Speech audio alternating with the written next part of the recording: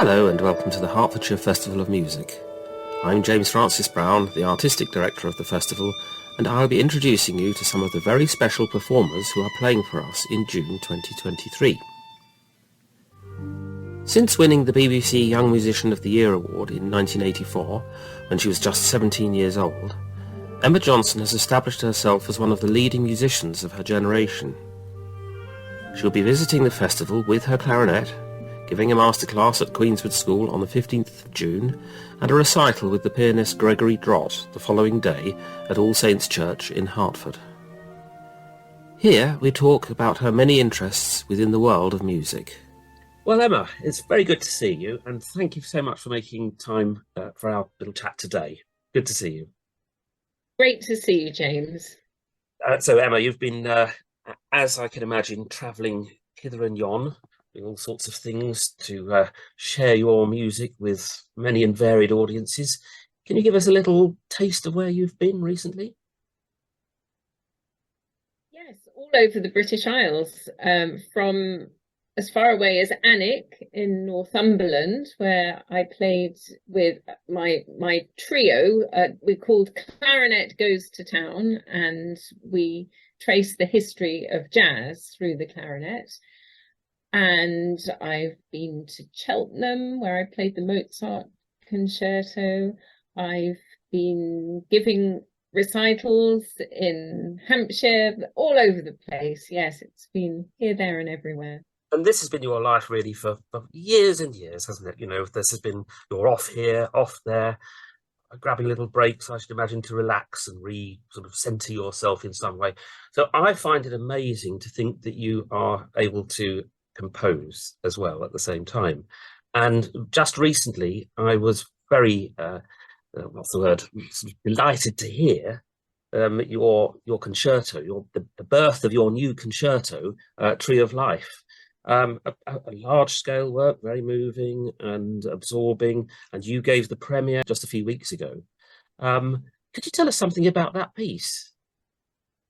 It's very recent. Yes, certainly. And you're right that it's almost impossible to fit in composing when you're traveling and on the road and giving concerts all the time. But I wrote Tree of Life during lockdown, and I thought at the beginning of lockdown that I would probably end up writing a lot of poetry and prose and so on. And that didn't happen at all. What happened was I just kept composing music because I suddenly had the time, and it just felt like such a luxury. Tree of Life is a response to the climate emergency and just a wish to say something in music that brings it to the fore in people's minds. It's using the clarinet at times to mimic birds, and also just to express the awe and joy and wonder that we all feel in the face of nature. Then I suppose to try and express some of the real worry that, of course, we all feel about this situation. But I ended as far as I could with as much optimism and hope that we'll all be able to pull together and work something out, work out some solutions. I just thought it was important for somebody to say something about this in music. Absolutely, and what music is capable of doing isn't just to draw attention to ideas, as important as they are, but to draw us into what's so special and magical and beautiful about the world in which we live, and make us experience that. And I think that's what your piece very much achieved. Of course, you used other elements, so you had a screen with beautiful images happening at the same time, and that makes me think that you were very inventive and inventive about the way you construct your concerts and what you want to give out. You'll make good use of all sorts of modern innovations, and yet you somehow involve it back into let's say, a traditional shape as well. Yes, I think as far as I can, I try to be aware of the audience, the people to whom I'm trying to convey these feelings and thoughts. And I'm very much aware that people today are very sophisticated and are used to having terrific images and, you know, up-to-date sound. They, for some of them, just having an orchestra on its own is perhaps second best, and you know they respond to having pictures as well. Although I also was very careful not to let the images take center stage, because it's the music that speaks. And I think, as you were saying, it speaks on, I think, a very visceral level, which I never find any of the other arts quite get.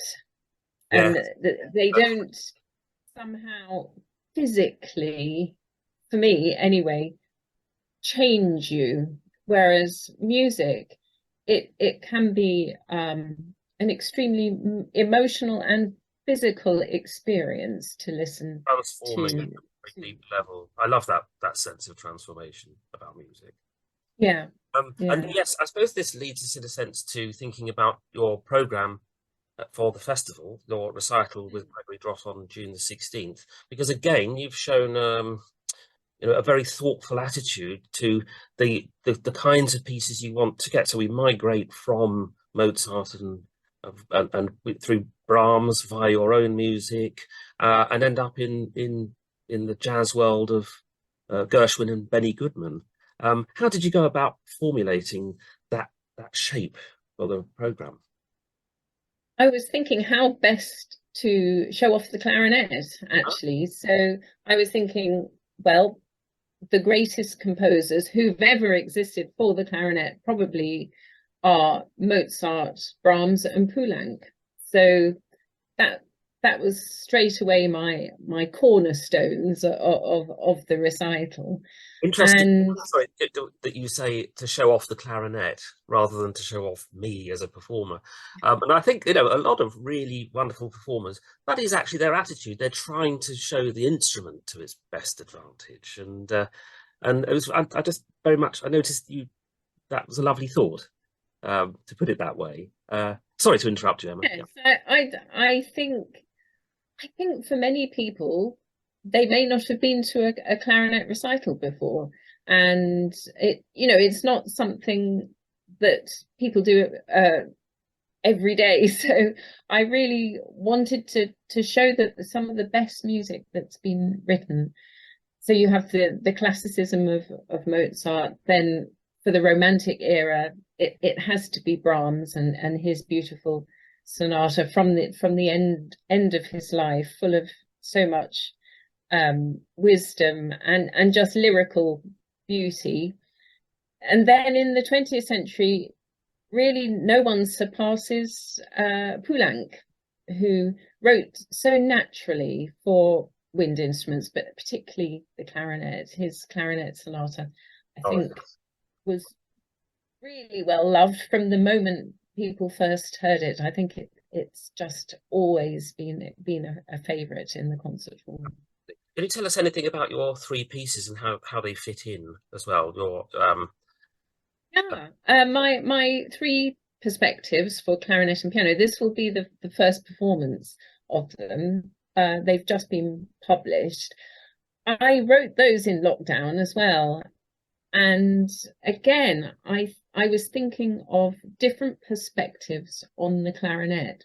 So the first one explores the clarinet's magical ability to play from the very loudest trumpet-like sound down to PP and very hushed and PPP and so on. It really has an exceptional range. The second one is just a tender song, so it's the clarinet's ability to sing.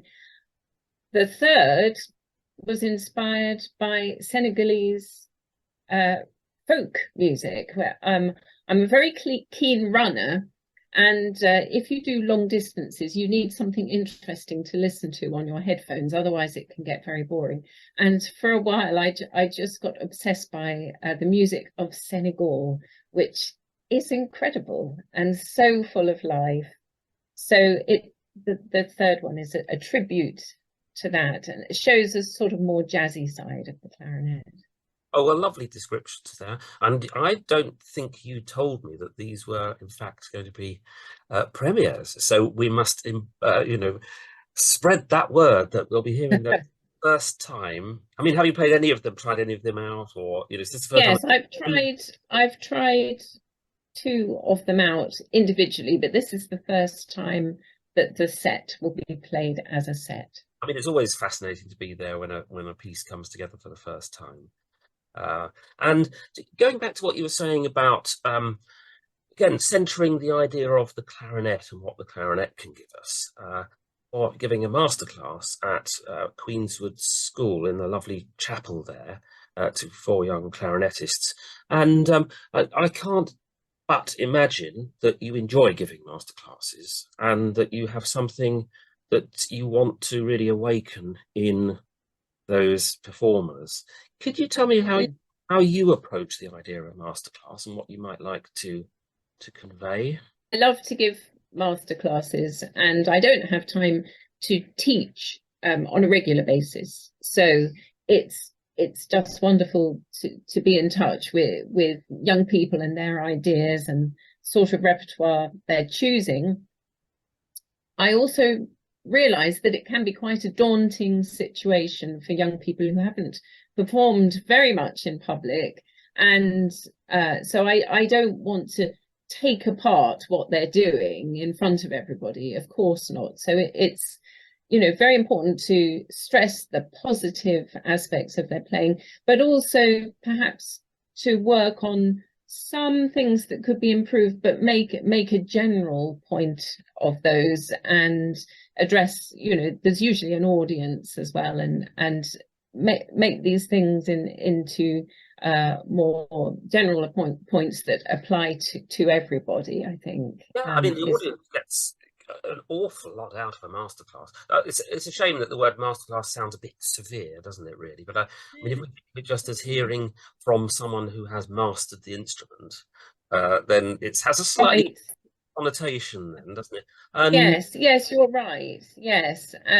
But hopefully everybody goes away with all sorts of different ideas generated by what I've said. And sometimes if people are nervous, we can talk about that. I like to talk about the art of performing and stagecraft and how, even how to come on and off the stage, things like that. There is so much involved in being a musician. It's not just playing the right notes, it's all sorts of other things, having insight into the composer, of course, but also, things like how do you get physically fit enough, and what to do on the day of a concert so that you're in your best frame of mind. All sorts of things might come up when you're and we talked about about transformation. And there's I think a masterclass would be one of those places where you sense transformation happening there and then. Because even if there are these nerves you speak of, there's still something very often that happens where you hear a different sound coming out of that same phrase of music just a moment later. And that's so fascinating for audiences. But absolutely the lovely thought that you're caring about the psychological needs as well of the performer. And what you can bring from your experience to that. Yes, I mean, I think often it's not just what you say, it's the fact that they hear you play that phrase or, that difficult little bit. They hear, somebody play it. And I think it's amazing how we do mimic voices and sounds around us without even realizing it. We're sort of programmed to do that, aren't we? That's how we learn. Yes. So it's very important that I play the things that they're supposed to be able to play, and Sometimes even I play it with them so that they Ah, have a feeling that'll be interesting. Well, I should say that I'm doing it. it is very much open to the public as well, although it's happening at Queenswood School in the chapel there. Mm. Do check viewers do check the, the the website for details about how to get there and so on, because I think people might sometimes think it's a sort of inside the school thing, but it's part of the festival, as it always has been. Just to return then finally to the recital on Friday the 16th.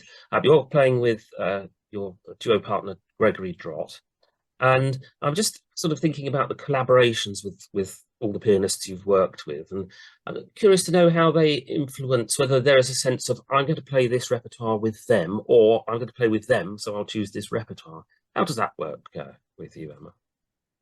Yes, you're right. In some cases, uh, you think that person will really excel at Weber or whatever it is, and so I'll do that with them. In the case of Gregory, he's very much an all-round musician, and we've been working together, I think, for about 10 years. I first met him when I had the honour of having my portrait painted for Pembroke College, Cambridge. At the unveiling of the portrait, I had to play some pieces, and somebody at Pembroke College said, "Oh, you should play with Gregory Drott because he teaches some of the students there, but he's also a performer as well." And we hit it off straight away. He's just a very good all-round musician, very intelligent. I think the fact that he teaches and he supervises people doing their PhD and so on, he's really quite a thinker Ah, and very interesting. He's got a, massive knowledge of music. So with Gregory, you can pretty much throw anything at him and he'll age with rise to the challenge. And Emma, you even managed there to touch on our festival theme of the relationship between music and art with your mentioning of the portrait. So well done. um, so look, I think we're going to be talking about so much more and opening out all these points at our interview conversation at the Friends Meeting House earlier in the afternoon on Friday, the 16th, quite soon now. And I would invite anybody watching now to come along and ask you some questions. I'm sure you can field anything people might throw towards you. But for now, I'd just like to say thank you very much again, Emma, for joining me for this conversation. And we are all very much looking forward to your appearance at the festival this year. Thanks, Emma. Thank you very much. And it's a great honour to be invited.